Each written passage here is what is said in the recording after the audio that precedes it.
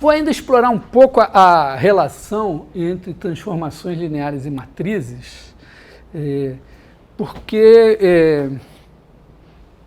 eu falei da matriz da transformação linear numa base, né?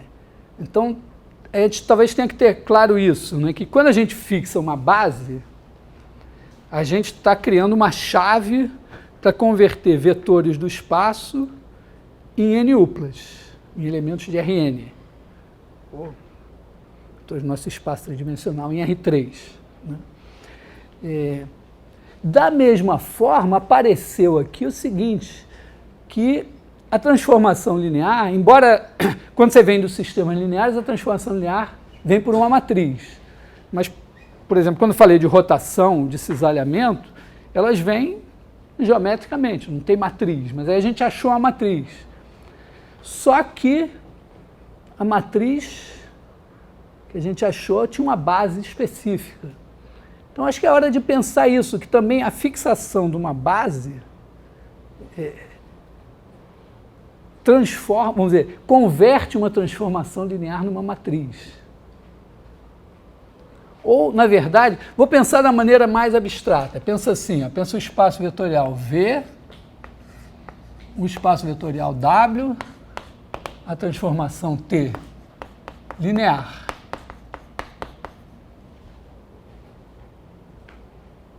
Agora, vamos pensar o seguinte, ó. V pode ter uma base, então alfa igual a V1 Vn é uma base de V. E beta igual a W1 Wm é uma base de W. Tá? Estou aproveitando, em vez de fazer R3, R2 e tal, vamos falar em espaço vetorial.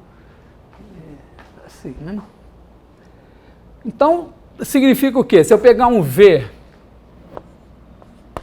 pertencente a V, eu posso escrever V igual a x1 V1 mais xn Vn. Se eu pegar um W em W, eu posso escrever W igual a y1 W1 mais yn Wm. Aqui assim.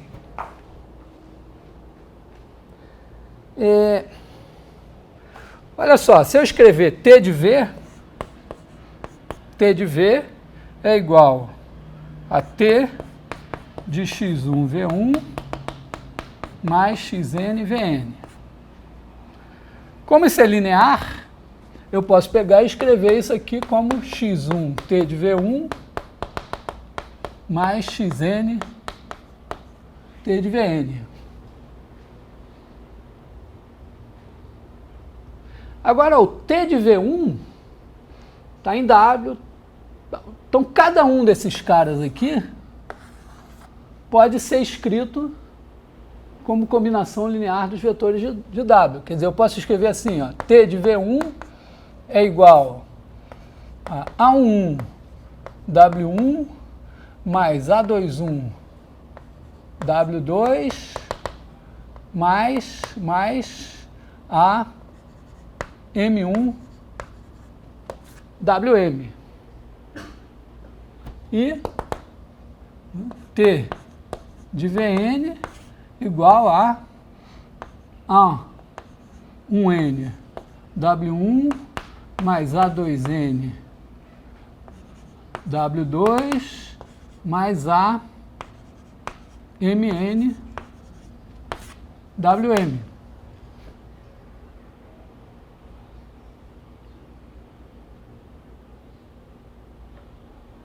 Então, quem vão ser as coordenadas de T de V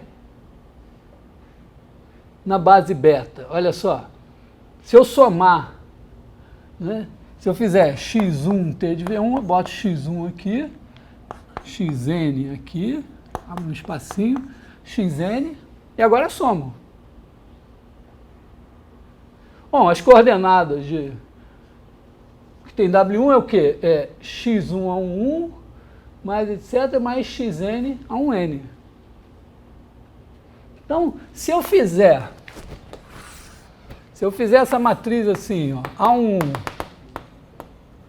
AM1, A1N, AMN, multiplicar por X1, XN, eu vou ter o quê? Ó? A1, X1 mais A21, X1, etc. Vão ser,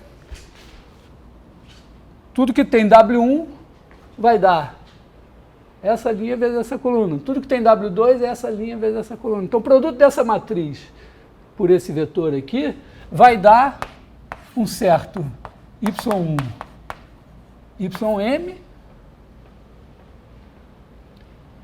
E se eu escrever assim, para não me confundir muito, se eu pensar esse cara daqui, né, esse cara daqui como sendo, bota um alfa aqui para significar que isso daqui, quer dizer, X1,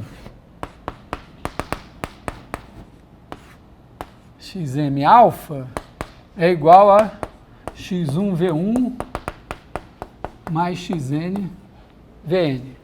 E mesma coisa no beta. Eu nunca sei se eu boto esse alfa em cima ou embaixo, mas deve ter uma convenção internacional que o importante é ter uma certa coerência. Então, se eu chamar assim, botar aqui um alfa, beta, e fizer isso aqui, ó, tá claro que se eu multiplicar essa matriz, na verdade, deixa assim. Se eu multiplicar essa matriz por esse vetor, eu vou ter as coordenadas do T de V na base beta. Quer dizer que, na verdade, você tem os espaços, tem a transformação linear. Você só tem uma matriz para transformação linear uma vez que você fixe uma base para V e uma base para W. Cada vez que você fixar uma base para V e uma base para W, você pode criar essa matriz. Porque o que é esse produto aqui? Esse produto aqui é o quê? É X1 vezes A11, AM1 mais XM, A1N, AMN. Bom, mas quem é esse cara daqui? Se eu botar esse cara daqui, beta, esse cara daqui é o T de V1, esse é o T de Vn, escrito na base beta. Então, quando eu faço x1 vezes o T de V1 na base beta, mais xn na base beta, eu estou fazendo esse cara daqui na base beta. Então, a moral da história é assim como uma base converte os vetores do espaço em elementos de Rn, um par de bases converte a transformação linear numa matriz M por N, onde M é a dimensão desse e N é a dimensão desse. Quer dizer, não existe, a rigor, a matriz da transformação linear. Existem as possíveis matrizes da transformação linear desde que você escolha as bases adequadas. É claro que, então, uma mesma transformação linear tem infinitas matrizes. Não quer dizer que qualquer matriz possa representar uma transformação linear, porque se a transformação linear, por exemplo, é injetiva, significa que os vetores coluna da matriz são linearmente independentes. Então, nem toda matriz vai ter os vetores coluna linearmente independentes.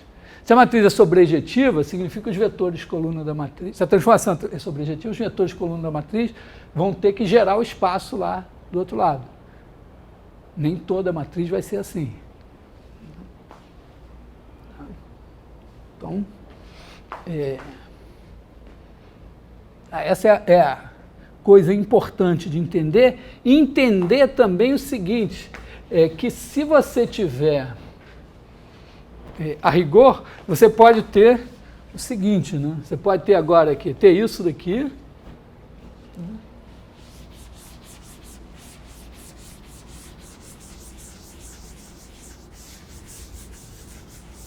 E ter uma outra transformação. Imagina que você tem aqui S de U em V, também linear.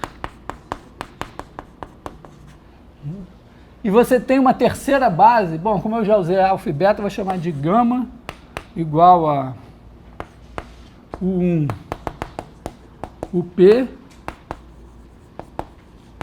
base de U. Então, se você fizer ST, ó, você leva U em V por, aliás, você leva,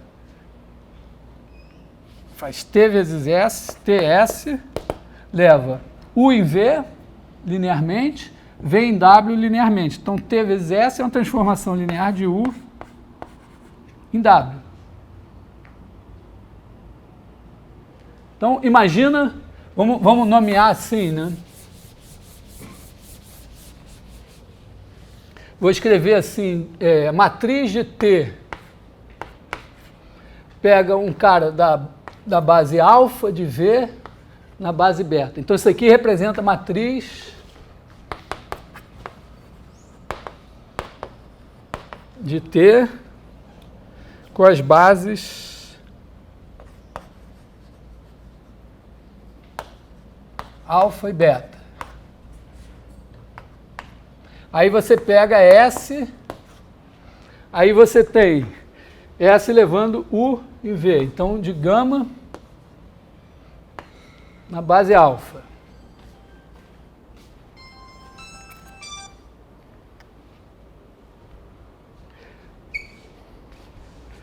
Quer dizer, aqui você pega um elemento que entra em U escrito na base gama, sai em V escrito na base alfa. Então aqui, bom, qual é a boa aposta, né? Aqui você quer a matriz de TS, o cara entra na base gama e sai na base beta. Bom, a ideia é o quê? A rigor não precisa demonstrar, né? Por quê? Porque se você pega um vetor de U na base gama e multiplica pela matriz de S nas bases gama e alfa, ele pega um vetor que entra aqui, vamos pensar assim, um vetor U na base gama. Ele entra aqui na base gama e sai o quê? O S dele na base alfa. Agora entrou o S dele na base alfa. Se eu multiplicar por T da base alfa beta, entrou um cara escrito na base alfa, sai o T dele na base beta. Então isso daqui, né, se eu multiplicar aqui por U na base gama, isso daqui tem que ser igual. Quer dizer, aqui entrou U na base gama, saiu o T de S de U na base beta. Tem que ser isso.